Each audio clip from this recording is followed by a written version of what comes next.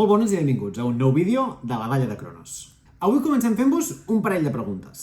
Si us preguntem quines van ser les últimes colònies de l'estat espanyol, és molt possible que a molts de vosaltres la primera data que us vingui al cap és la de 1898. En aquell any Espanya va perdre les colònies de Cuba, Puerto Rico i Filipines, i això va suposar un cop terrible per la seva economia i també per la seva autoestima nacional. Realment aquell episodi és el que més gravat ha quedat a la memòria col·lectiva, però certament no representa l'últim episodi colonial espanyol. Després d'això va seguir tenint colònies i, de fet, en va tenir fins les últimes dècades del segle XX. Avui parlarem d'una d'aquestes últimes colònies. I segona pregunta, si us preguntem quines van ser les primeres eleccions democràtiques que es van celebrar a l'estat espanyol després de la Guerra Civil, és molt possible que a molts ens vingui al cap les famoses eleccions generals de 1977, les que va guanyar Adolfo Suárez. Doncs el cert és que aquelles tampoc van ser les primeres eleccions que es van celebrar tècnicament en territori espanyol després de la Guerra Civil. Avui parlarem d'unes eleccions democràtiques amb partits lliures que es van celebrar en territori legalment espanyol el 1968. Descobrirem com el gran malson de la dreta espanyola, el trencament d'Espanya,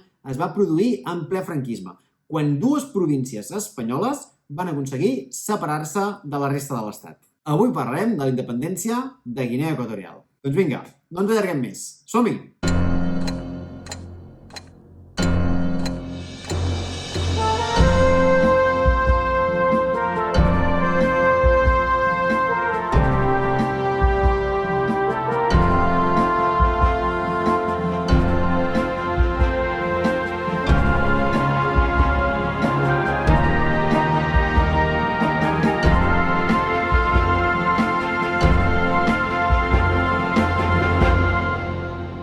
Com sempre, comencem situant-nos.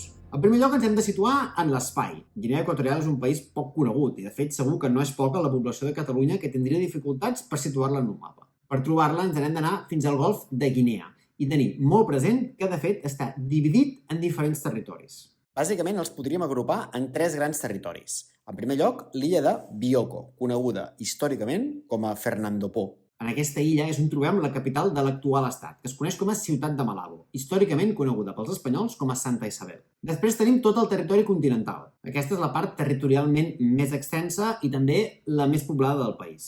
I després, per últim, a la zona sud tenim tres petites illes, El Obei, Anobon i Corisco, illes de molt petit tamany i, a més, molt poc poblades. Aquest país es caracteritza per ser l'únic país africà que té com a idioma oficial el castellà. I això és, evidentment, pel seu passat colonial, tot i que el cert és que la història d'aquests territoris és enormement complexa. Per començar la nostra història d'avui ens haurem de remuntar breument fins al segle XV. En aquell moment, qui funda les primeres colònies en aquest territori és l'Imperi Portuguès. Recordem que en aquell moment l'Imperi Portuguès havia aconseguit establir una molt valuosa línia de subministrament que connectava Europa amb l'Àsia, amb tota la zona de les espècies, un dels productes més valorats a l'Europa d'aquell moment. Aquesta línia de comerç consistia bàsicament a vorejar tota l'Àfrica, passar per sota del Cap de Bona Esperança i arribar finalment a l'Àsia.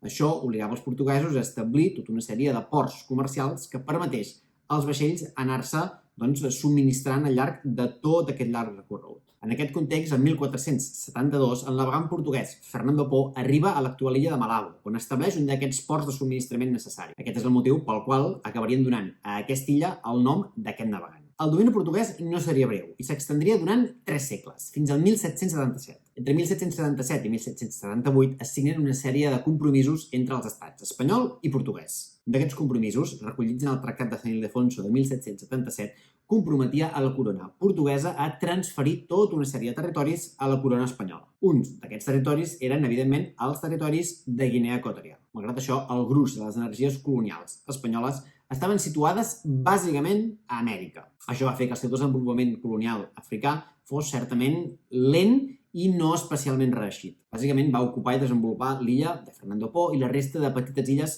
que hi ha per aquella zona. Però pel que fa a la zona continental, per acabar de delimitar exactament quins eren els límits de les seves possessions, ens n'hem d'anar fins a la famosa conferència de Berlín de 1885, en què les potències europees es reparteixen el pastís africà. En aquesta conferència Espanya hi arriba com un país ja en decadència, clarament de segona, i per tant amb molt poca capacitat d'imposar les seves exigències sobre la resta de conferenciants. De fet, el tros del pastís que s'emporta és raonablement petit. Algunes possessions al Marroc, al Sàhara i, evidentment, una petita porció de territori continental a la zona de Guinea Equatorial. Però és que fins i tot així encara trigaria uns anys més a acabar de delimitar del tot quin era el límit del seu control territorial. Hi havia una sèrie de controvèrsies frontereres amb França, que no s'acabarien resolent fins a la Conferència Franco-Espanyola de l'any 1900. Malgrat això, tot i que sobre el mapa quedava delimitat fins on arribava la sobirania espanyola, el cert és que sobre el terreny encara quedaven moltíssims territoris pendents d'explorar i ja no diguem de controlar.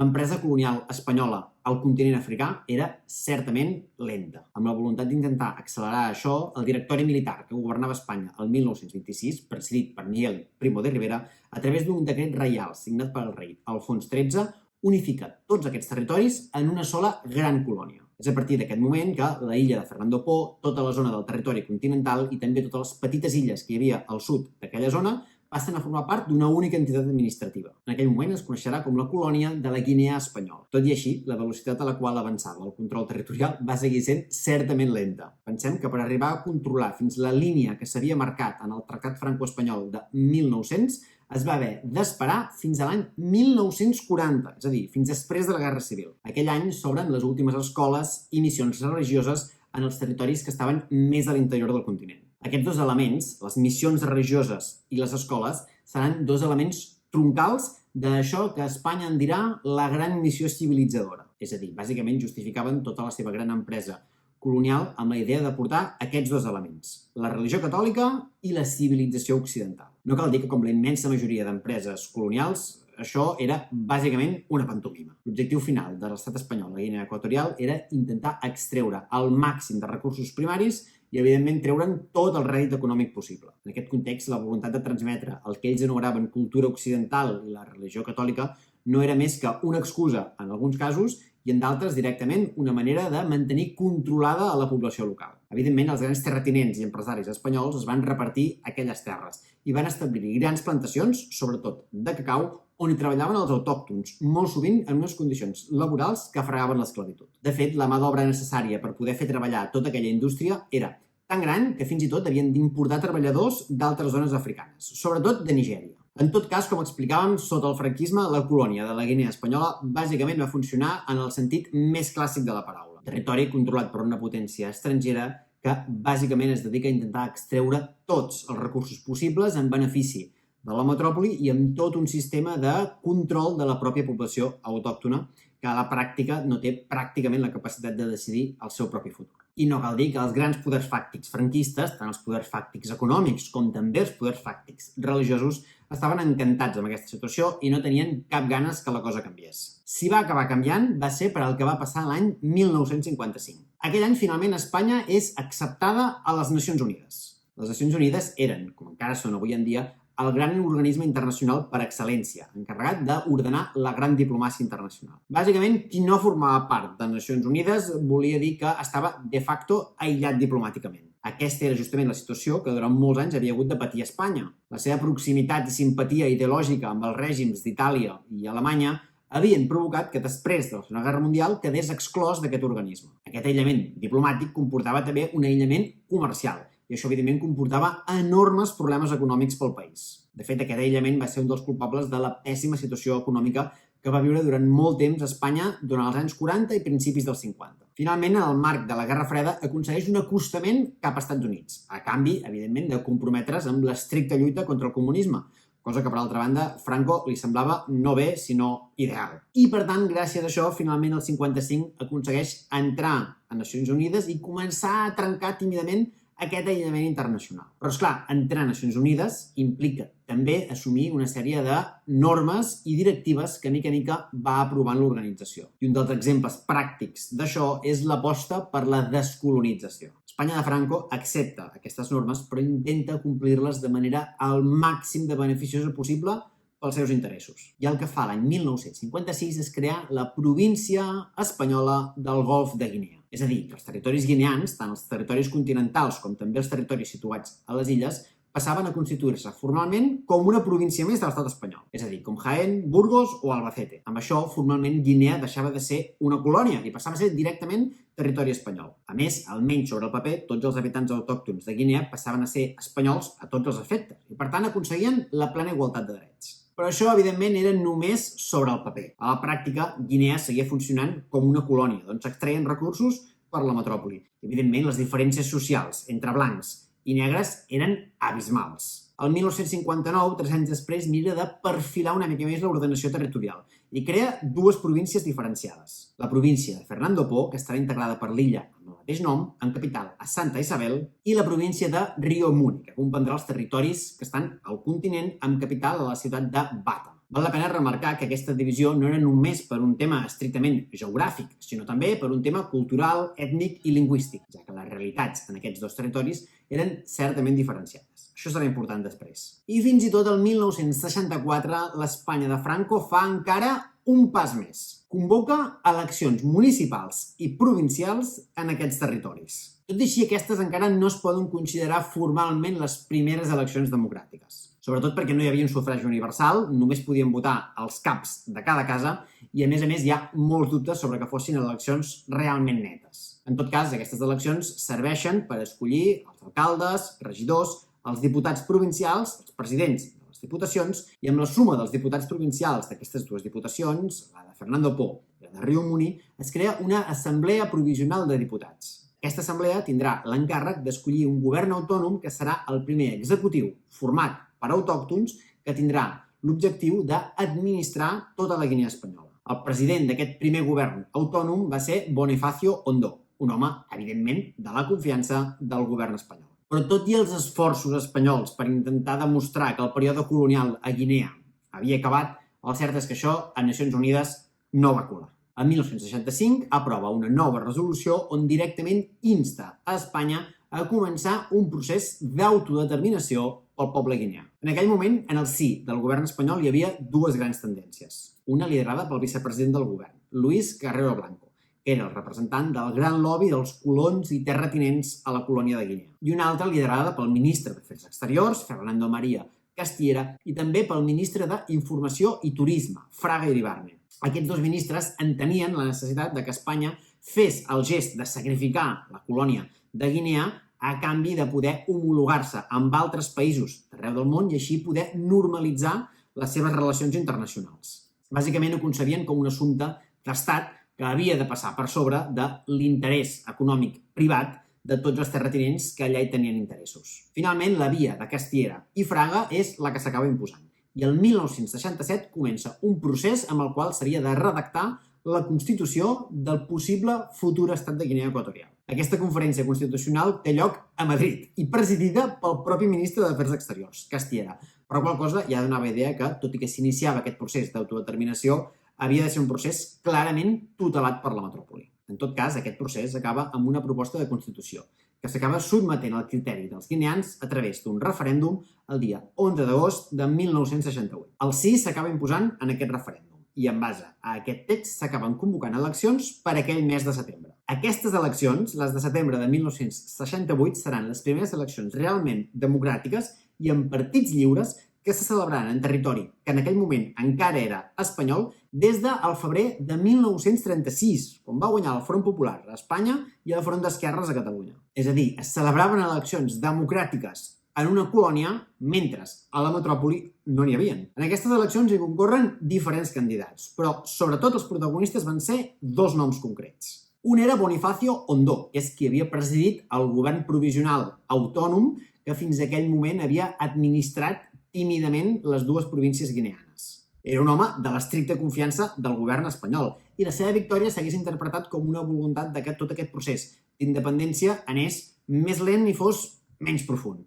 És a dir, que es mantinguessin en gran part molts dels vincles econòmics i polítics amb la metròpoli de Madrid. En canvi, l'altre candidat era Francisco Macías, un home que anava molt més per lliure i que s'interpretava d'alguna manera com una persona més difícil de controlar. Finalment, a la segona volta, amb el 62% dels vots, Macías s'acaba imposant. Algú li pot sorprendre que el règim de Franco no intentés adulterar les eleccions i fer guanyar el candidat que a ell més li interessava. Però cal tenir present que tot aquest procés va ser tutelat molt de prop per Nacions Unides, que, com ja hem explicat, va donar l'encàrrec molt clar a Espanya que tirés endavant aquest procés i d'alguna manera era la prova del cotó amb la qual Espanya havia de demostrar que volia participar dels grans consensos internacionals, entre ells el de la descolonització. En tot cas, l'aprovació constitucional del referèndum, seguida de l'elecció de Macías com a president, s'interpreta com l'aval més clar possible per la independència. A més, es va posar fi a tota una sèrie de debats, com ara si s'havia d'establir entre Guinea i Espanya una relació de subordinació similar a la que tenen Puerto Rico i Estats Units. O també si Guinea Equatorial s'havia d'independitzar com un únic gran estat o bé com a dos estats, un de l'illa de Fernando Po i l'altre de la província de Rio Muni, el territori continental, perquè ja hem explicat abans que tenien realitats lingüístiques i culturals diferenciades i, per tant, la idea de que havien d'acabar compartint estat no estava ni molt menys consensuada. Però, en tot cas, la Constitució i Macías ho deixen clar. Guinea s'acabarà independitzant d'Espanya del tot i, a més, ho farà com un únic estat. La cerimònia de proclamació de la independència té lloc el dia 12 d'octubre, una data que, evidentment, no cal dir que va ser triada per Madrid, i en presència del llavors ministre d'Informació i Turisme, Manuel Fraga Iribarne, un home que molts anys després seria conegut per ser un dels grans líders de la dreta espanyola ja en època democràtica i que tindria en la idea del trencament d'Espanya fruit d'autonomies i possibles independències com un dels seus principals cavalls de batalla. Doncs bé, aquell 1968 li va tocar ser el representant espanyol que donava els millors desitjos possibles al nou estat guineoequatorià que a partir d'aquell moment s'independitzava del seu país. Aquest matí hem fet una cosa molt important. Hem formalitzat en comú el naixement d'un nou estat. Hem coronat plegats una obra que plegats havíem emprès.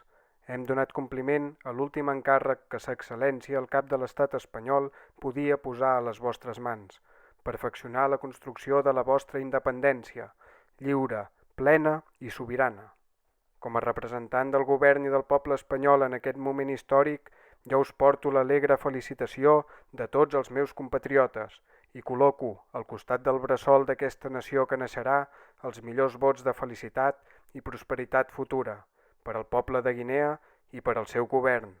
Si examinem els esdeveniments que han transformat Àfrica, podrem comprovar que aquesta transformació s'ha produït en molts casos enmig del dolor, de la revolució i de la guerra. Si comparem aquests esdeveniments amb l'evolució de Guinea Equatorial, no podem deixar de sentir un orgull legítim davant la forma pacífica, amistosa i constructiva que ha presidit la seva evolució. En aquests moments solemnes, en què s'hissa una bandera i neix una pàtria, tots ens hem de sentir units en una invocació a Déu. Que Déu protegeixi Guinea, el seu poble, el seu president i el seu govern. En nom del cap de l'Estat i del poble espanyol, m'honoro a transmetre els poders al president de la República de Guinea Equatorial i al seu poble. Visca Guinea Equatorial! Visca Espanya! Com veieu, les paraules traslladaven els millors desitjos i la voluntat de que la relació entre Espanya i Guinea Equatorial seguís sent molt bona. Però ja us avanço que les coses no van anar ni molt menys per aquests camins. En aquest punt és important entendre exactament com havia quedat aquest nou estat independent.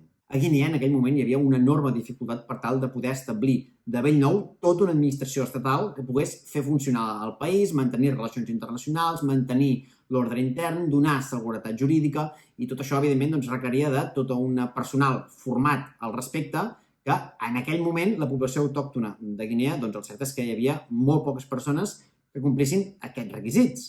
I, per tant, el que es va establir és que durant els primers temps d'independència els antics funcionaris colonials espanyols passarien a treballar pel nou govern de la Guinea independent i seguirien desenvolupant les seves funcions fins que, mica a mica, els funcionaris autòctons poguessin anar-se formant i ocupant els diferents llocs. I l'altre tema important és que, per tal de mantenir l'ordre públic i la defensa, tot i que, mica a mica, Guinea aniria creant un cos de Guàrdia Nacional que pogués assumir aquestes funcions, en els primers temps seria una part de l'exèrcit espanyol i de la Guàrdia Civil que restarien al país amb la voluntat de donar suport al govern independent en cas que fos necessari. Però vaja, la realitat va ser que les relacions entre el nou govern de la República i els funcionaris espanyols i, sobretot, amb els policies i militars que seguien el país, va ser molt dolenta. Al mes de desembre de 1968, només 2 mesos després de la independència, la major part de funcionaris que van passar a integrar-se a l'estructura del nou govern independent van dimitir de les seves funcions. Es queixaven que la nova administració era absolutament afuncional i que ni tan sols els hi pagaven els salaris. I la cosa es va complicar encara molt més al febrer de 1969. Tot va sorgir arrel de l'anomenada crisi de les banderes. El president Macías, que per altra banda era un personatge molt excèntric i a més amb una megalomania absolutament desfermada, va començar a increpar l'ambaixada espanyola perquè considerava que tenia un excés de banderes col·locades en els seus edificis. De fet, va exigir a l'ambaixador espanyol que retirés una part d'aquestes banderes. L'ambaixador s'hi va negar i la reacció del president Macías va ser intentar expulsar l'ambaixador del país. Això era una reacció molt més problemàtica del que sembla, perquè una de les tasques que tenia encomanada l'ambaixada espanyola a la nova República de Guinea Equatorial era comprovar el bon funcionament de tot aquest període de transició i també que els interessos dels ciutadans espanyols que seguien residint en aquell país eren respectats. I, per tant, l'intent d'expulsió de l'ambaixador va ser vist per Madrid com un incompliment dels acords arribats. I la seva reacció, recordem que estem en època franquista, també va ser absolutament desproporcionada. Van ordenar a les tropes espanyoles que encara es trobaven al país que ocupessin les dues principals ciutats, Santa Isabel i Bata. Això, evidentment, va generar un gran conflicte internacional que va haver d'acabar amb mediació de Nacions Unides. I al mig de tot aquest guirigall, les coses encara van anar pitjor. Una part del govern de Macías, liderada per el llavors ministre d'Afers Exteriors, Atanasio Ndongo, intenta donar un cop d'estat. El cop d'estat fracassa estrepitosament i el propi Ndongo és assassinat. De fet, també serien assassinats altres grans polítics guineans, com és Saturnino Ibongo, ambaixador davant de Nacions Unides, Pastor Sicara, que havia estat el president de l'Assemblea Nacional, Armando Balboa, que era el ministre d'Informació i Turisme, i també Bonifacio Ondó, opositor polític, que ja hem dit que havia estat el president del govern provisional abans de la independència i també havia estat el rival electoral de Macías a les primeres eleccions democràtiques. I tot això va ser l'excusa que va utilitzar Macías per tal de suprimir la Constitució que s'havia aprovat menys d'un any abans i instaurar un règim autoritari. Davant d'aquesta situació absolutament descontrolada en què cap dels acords a què s'havia arribat s'estaven complint, Madrid, com ja hem dit abans, per mediació de les Nacions Unides, pren una decisió radical. Entre el 23 de març de 1969 i el dia 5 d'abril s'evacuen tots els espanyols residents a Guinea Equatorial. En total serien unes 7.000 persones, moltes de les quals portaven moltes dècades residint al país. Algunes fins i tot hi havien nascut. Aquesta evacuació es va dur a terme de manera bastant desordenada i va tenir com a principal conseqüència que, evidentment, els seus interessos al país en cap cas van ser respectats. El govern de Macías els hi va incautar totes les seves propietats i els hi va bloquejar tots els dipòsits bancaris. Molts d'ells van perdre tot el que tenien i mai van arribar a recuperar. Després d'això comença aproximadament una dècada de govern autoritari de Macías, que serà coneguda pel seu altíssim nivell de brutalitat i repressió contra qualsevol tipus d'oposició. I aquesta dècada acabarà l'any 1979, quan un cop d'estat de l'exèrcit acabarà derrocant a Macías. Però la sort de Guinea Equatorial no millorarà.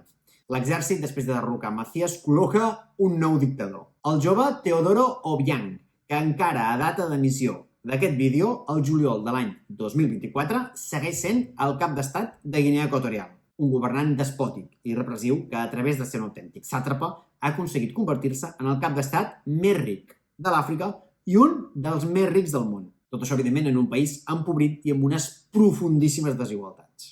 Avui en dia és un home ja gran, de 82 anys, però el futur de Guinea no és especialment esperançador, perquè el seu vicepresident és el seu fill, conegut com a Teodorin Obiang, que tot pinta que seguirà el seu camí o fins i tot encara pitjor. I bé, fins d'aquí el capítol d'avui. Espero que t'hagi ajudat a conèixer una mica més de la història d'aquest país fascinant que és Guinea Equatorial. Una història trista i poc coneguda que convé que entre tots ajudem a divulgar. No t'oblidis de subscriure't per no perdre't cada setmana els nostres nous vídeos. I recorda també que tenim un canal de WhatsApp per rebre al teu mòbil puntualment els enllaços de tots els vídeos que anem penjant. Ens veiem a la propera. Fins aviat!